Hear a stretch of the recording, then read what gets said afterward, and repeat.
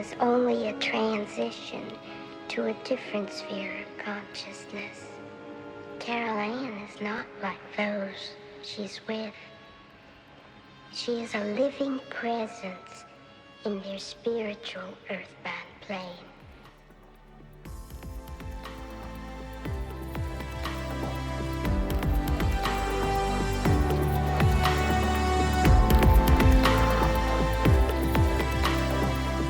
Hello and welcome to episode 70 of the Talking to the Dead podcast. It's really great to be back. I've been away for a couple of months taking an extended summer break, and thank you for those who've written to me asking me what was happening. Yes, I needed to take that break for a couple of reasons. Firstly, I decided that it was the time of my life that I probably needed to hang up my work clothes, and I actually decided to retire. I am 65, so I thought it was a good time to retire. So I had to get all that organized. And then secondly, I decided that it was a good chance for me to look back at the last 2 years of this podcast and to try to do something useful in terms of turning it into a book. My first effort wasn't quite what I wanted, which was really just a word-for-word transcript of the podcasts. I decided that was pretty impenetrable to people because you can just listen to the podcast if you want to hear what's going on, and just reading it, grammatically and the way it flowed, it wasn't much fun to read. So I've spent the last 4 months completely rewriting it all and creating, if you like, a biography in 2 parts of the entire podcast up till date. And it reads more like, an autobiography of what happened from the very first podcast all the way until the last one in Rendlesham Forre. It's available if you want to buy it on Amazon, and I'll put a link at the bottom. I'm really proud that I've done that. I didn't do it to make money. I've tried to make the price as cheap as possible, just sort of covering the printing costs. I did it because I thought it would be fun. I thought it would be an accessible way to have this podcast reach many people. And also my friend Linda in Germany suggested I really should try to distill all the key points from the messages that have come through to me from Titan and from Neil and from all the other people, and present it in a way that was easy to read and fun. I've sent the copies off to a couple of people, and they're long-time listeners of the podcast, and they've told me that it's a great book and it's really well written. So I'm not blowing my own trumpet, but there it is. And I hope that if you like, you can go ahead and get it. So now I'm in season 3. I've wanted to do season 3 for a while. This will be, if you like, the 3rd year, because I started 2 Octobers ago, and so much has happened. I think it's going to be much easier for me to start this new season, given the fact that I've been away for so long, by reading you chapter 29 of the second book, which I've written, which is called Talking to the Dead 2, surprise, surprise, and it's called Out and About, because the second one, really, as those of you who listen to the podcast regularly will know, was much more about me going out into the open space, whether it was to haunted houses or to churches or to graveyards, rather than just sitting in my office or in my home or something like that. I decided that it was a much more engaging thing for the second series. As I finished in Rendlesham Forest in Suffolk, I thought it would be really good just to use this episode as like an introduction to season 3, and to read you chapter 29 so you could see where we were when we left off. And then after this, I will explain to you briefly how I would like season 3 to pan out. So without further ado, I will start. Contact in the Ancient Wood. Standing at the edge of what had once been RAF Woodbridge, the decommissioned Cold War airbase that had housed enough nuclear weapons to incinerate entire continents, I said to myself, Yep, I'm in Rendlesham Forest in Suffolk, on the edge of Woodbridge, an American Air Force base that was a Cold War Air Force base, but now decommissioned, and it's probably in the middle of Rendlesham Forest. And it's the home of probably the most famous UFO case next to Roswell, the Rendlesham Forest incident. The installation had been chosen by the American military precisely because of its isolation and defensive capabilities, creating perfect conditions not only for storing weapons of mass destruction, but apparently for attracting the attention of intelligence forms whose monitoring activities had been documented at nuclear facilities worldwide throughout the atomic age. It is also a safe distance to any town to maintain maximum secrecy. The research I'd completed through studying the definitive account in Not Human by Gary Heseltine had revealed layers of complexity to the Rendlesham events that extended far beyond the tourist trail established by the British Forestry Commission, with multiple encounter sites scattered throughout the forests, where extraordinary phenomena had been witnessed by military personnel whose training and psychological profiles made them exceptionally credible observers of technological anomalies, and that exceeded anything in terrestrial aerospace capabilities. The possibility that visitors to this location might represent interdimensional beings or time travelers from humanity's future added interesting dimensions to contact attempts, suggesting that communication established here could involve entities whose perspective on human civilization spanned huge periods or parallel timeline realities, where technological development had proceeded along completely different evolutionary pathways. The nuclear context that had apparently attracted extraterrestrial attention to RAF Woodbridge reflected documented atomic facilities worldwide, with non-human intelligence demonstrating consistent interest in human weapons capabilities that could affect planetary environmental stability or endanger civilizations sharing Earth. Walking past the East Gate at Bentwaters along the perimeter road that paralleled the runway where the UFO orbs had been observed by multiple military witnesses, I imagined the red orbs that had been witnessed floating above the runway.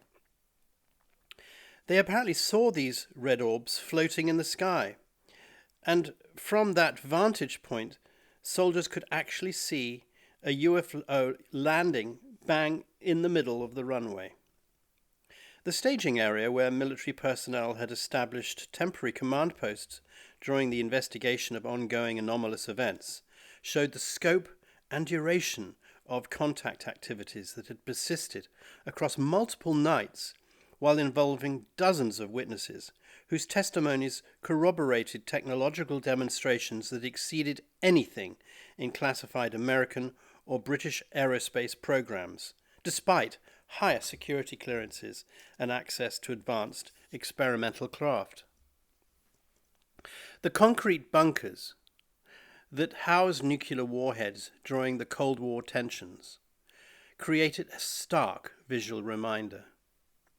Standing before these massive reinforced structures with their meter-thick concrete walls designed to withstand a direct nuclear attack, I could understand why extraterrestrial or interdimensional entities might have felt compelled to demonstrate technological superiority while investigating human nuclear capabilities that posed existential threats to civilizations whose technological development had proceeded beyond primitive weapon systems.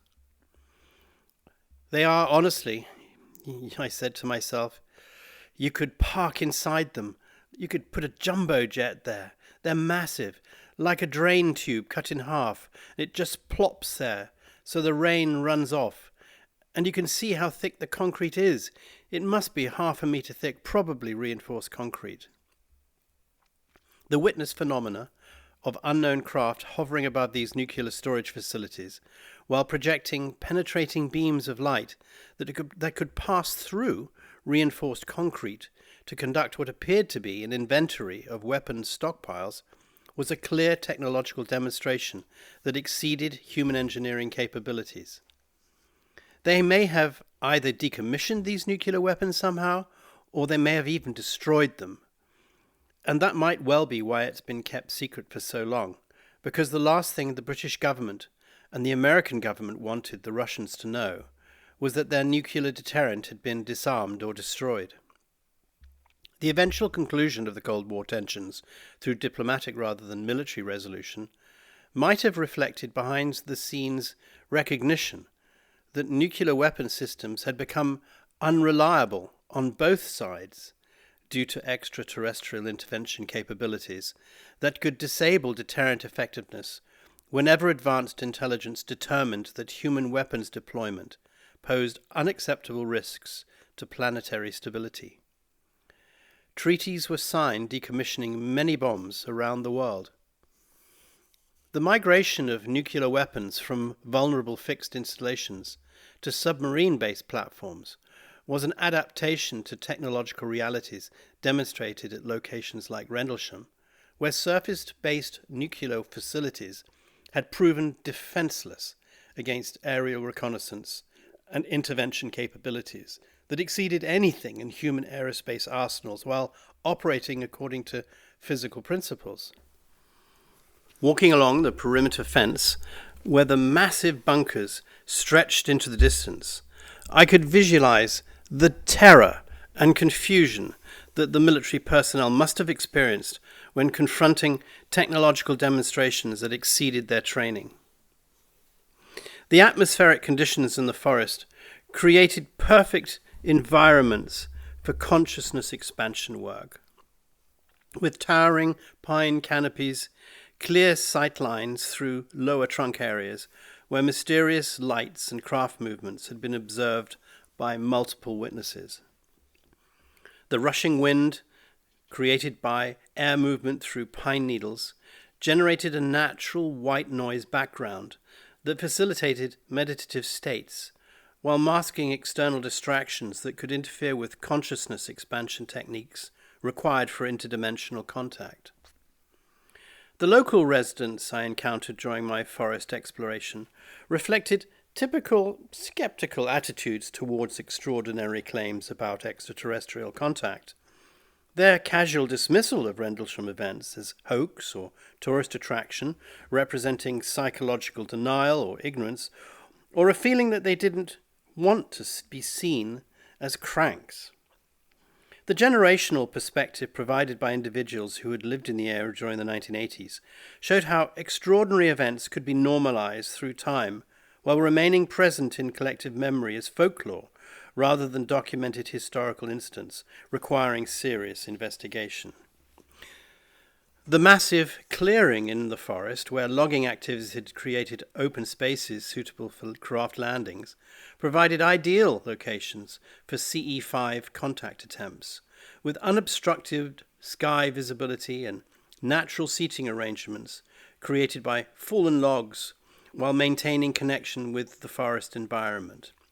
Could it be that contact experiences were related and there were multiple multi-dimensional portal locations there, where dimensional barriers remained permeable for consciousness expansion work?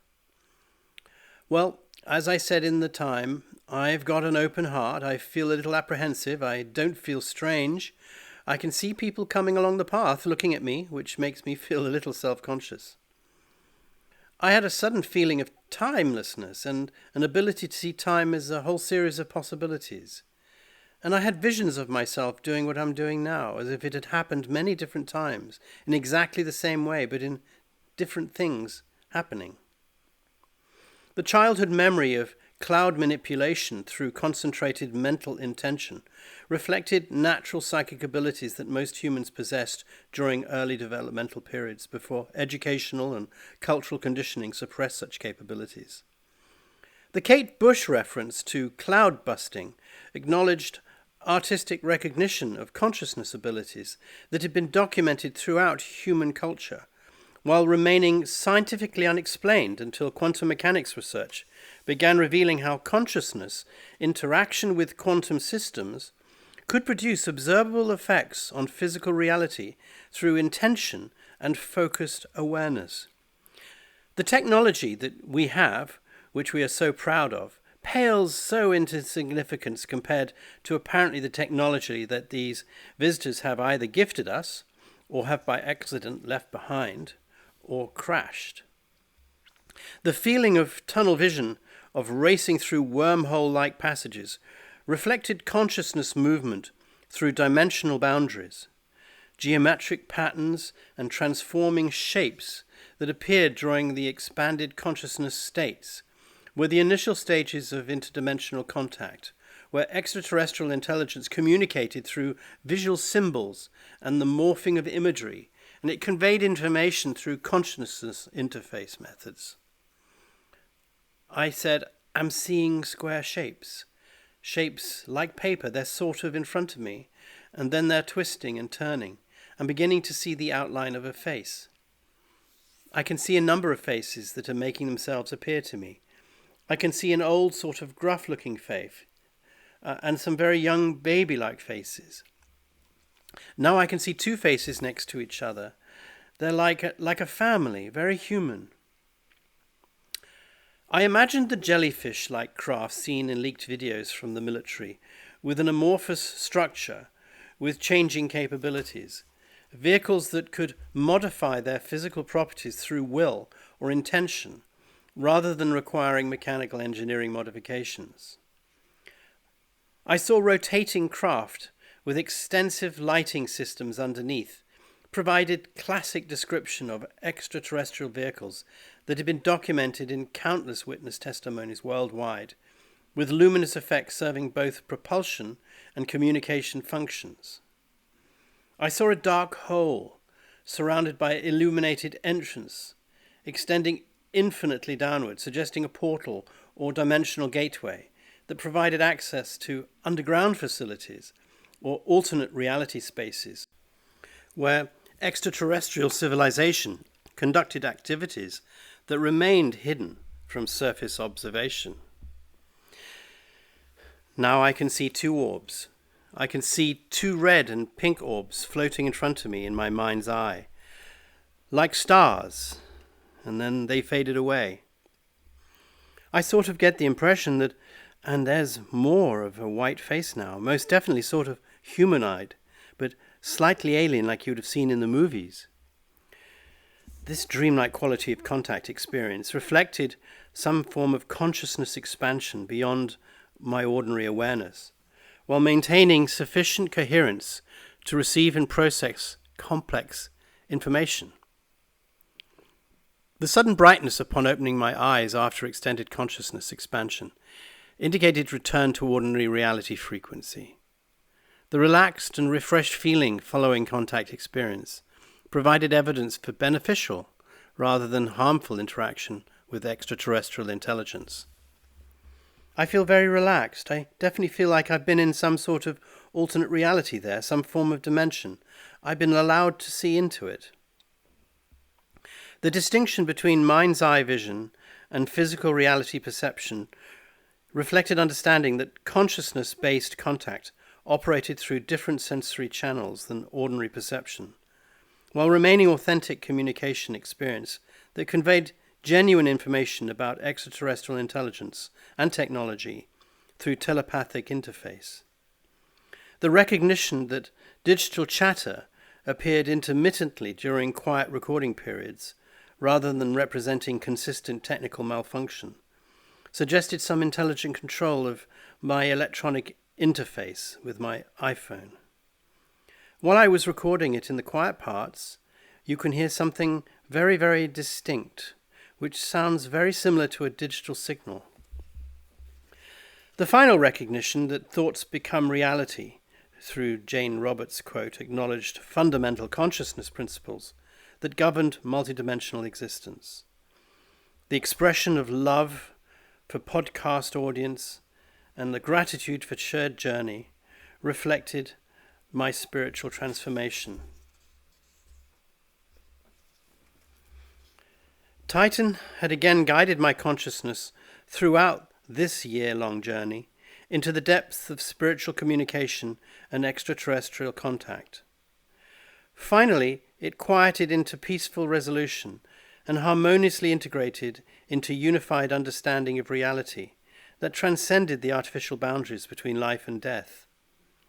The digital signals that had mysteriously appeared on my recording equipment served as technological confirmation of what my expanded consciousness had experienced directly, that advanced intelligences were indeed monitoring and facilitating human consciousness development while preparing for revelation that would end thousands of years of imposed ignorance about the true nature of reality in death.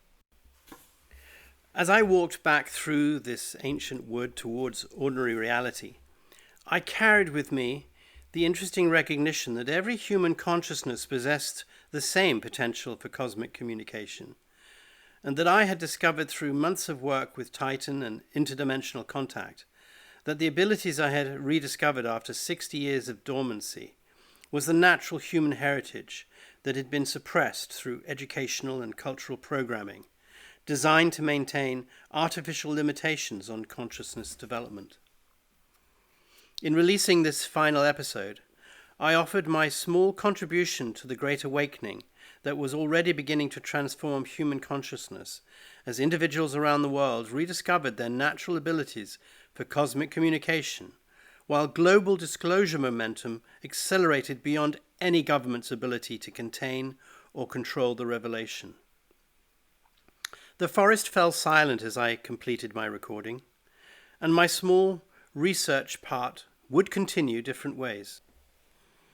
I was not yet sure if Titan really was gone again, and if he was, I was now trusted to be my own conduit with all that is. I had somehow graduated his class, hopefully with honours, and I walked out of Rendlesham Forest with a big grin on my face. So that was just a quick reading of the final chapter of the second volume of Talking to the Dead Out and About. And it brings back a lot of memories of that time in Rendlesham Forest.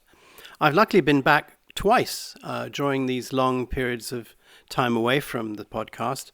And I had a tremendous feeling, again, just most recently, that all sorts of stuff still lingers over that place. And for all I know, maybe there are underground facilities there, and maybe there is a continuous meeting of extraterrestrial or interdimensional species there by various governments and people. I don't know. I certainly get a very strong feeling, and I think if anyone walks in Rendlesham Forest, you get that feeling as well. Now, before I go, I just want to tell you a few things that have happened in the world that I'm going to be picking up far more of in this next series. I am very interested at the moment in the power of hallucinogenics. Now, I am not going to be taking hallucinogenics, that is for sure. I've already had quite a lot of information that's been passed to me in the previous podcasts about the dangers of taking hallucinogenic drugs. Now, I'm not going to be judgmental with people who have taken them, and indeed some of my friends have. And I've been tempted. I even went into a shop in Germany because some hallucinogenics are still technically legal. Various analogues of LSD are produced regularly every time they are discovered, and they're used by people for trips. The government usually finds out and then bans that particular analogue. But it's a continuous process that as you ban something, a change in the molecular structure enables them to create a new form of LSD that is not illegal at the moment.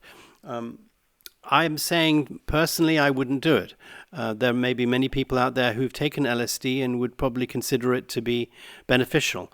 But that doesn't mean I'm not interested in it. So in the next episode, I'm going to talk about the very extensive investigation that I've done into hallucinogenics, and to try to talk about it in terms of the consciousness expanding effect that it has, and linking that obviously to the reality of what you're actually going through when you're having a high. That'll be in the next episode. Consciousness is everything. as I found.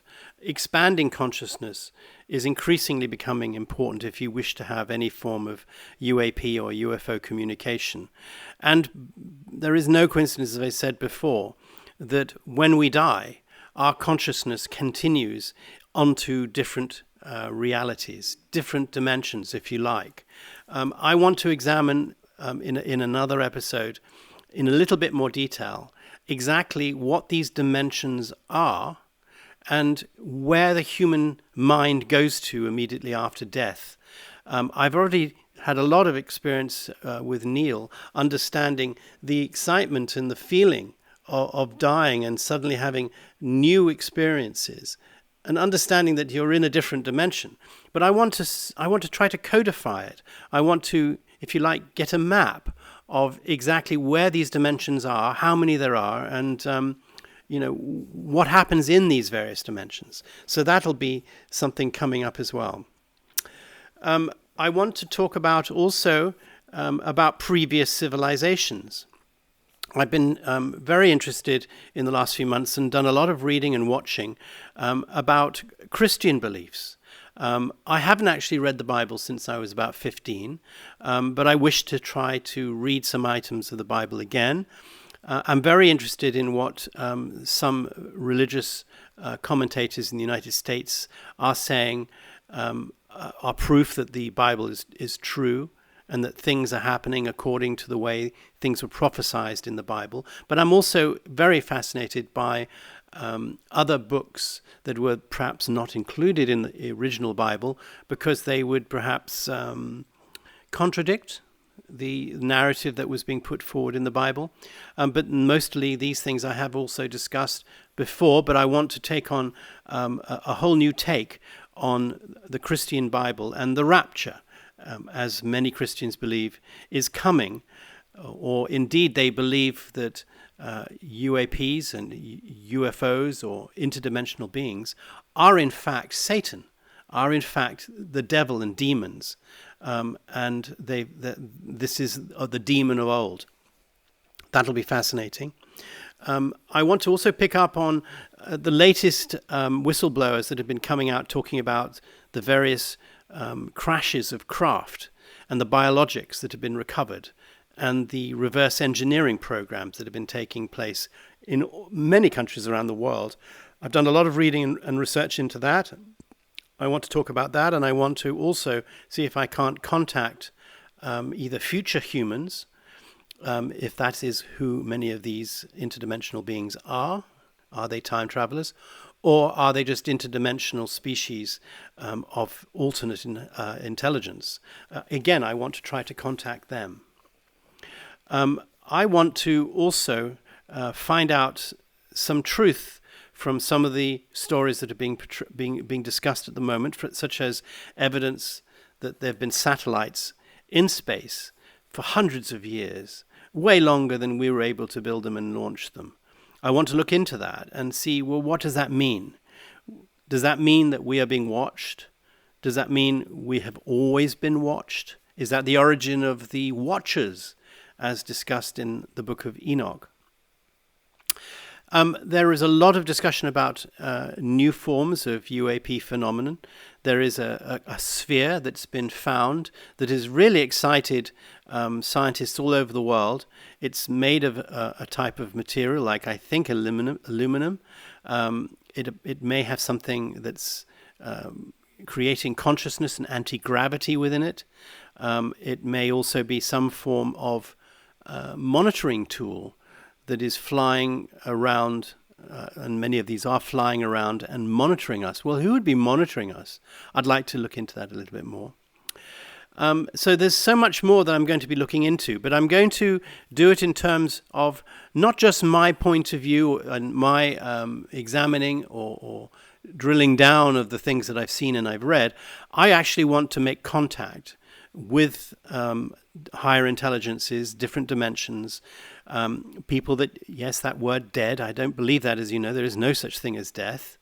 But I want to talk to people, maybe some people that we would recognize as passed on, ask their take on this. I want to get some help as we move towards what could be either an amazing disclosure or a catastrophic disclosure of the fact that we are not alone and have never been alone, and that in fact we might not even be the dominant species on Earth at all. There may be other species that have always lived above us or beneath us or in the sea. So I want to find out a little bit more than that. And I just want to leave you now with what an American Air Force general said the other day when he was interviewed and asked why he thinks the American government is covering up what these UAPs and UFOs are that are being seen even as we speak all over the world. They're being usually seen over airports, military facilities, and nuclear power facilities. We've discussed why that might be before. But this general, who's gone on the record, and I'm sure you can Google it, has said the following, which I think is really interesting. He said that, what are you supposed to tell the public? You turn around to a person and you say, look, let's go and speak in public about what we know. Okay, well, this is what we know. They are flying continuously. They're unhindered. And they've been there for decades over our most secret military, civil and nuclear facilities. But we don't know who they are or where they are from. They're exhibiting physical properties of propulsion and maneuverability and technology that is light years ahead of any known technology that we have. We know that they cannot be shot down or caught by our planes and our weapons. We don't know their intention, and we know we can do nothing to defend ourselves if their intentions are negative. And then you would say to the public, well, there's nothing to worry about really, is there? Thank you, and I'll speak to you soon.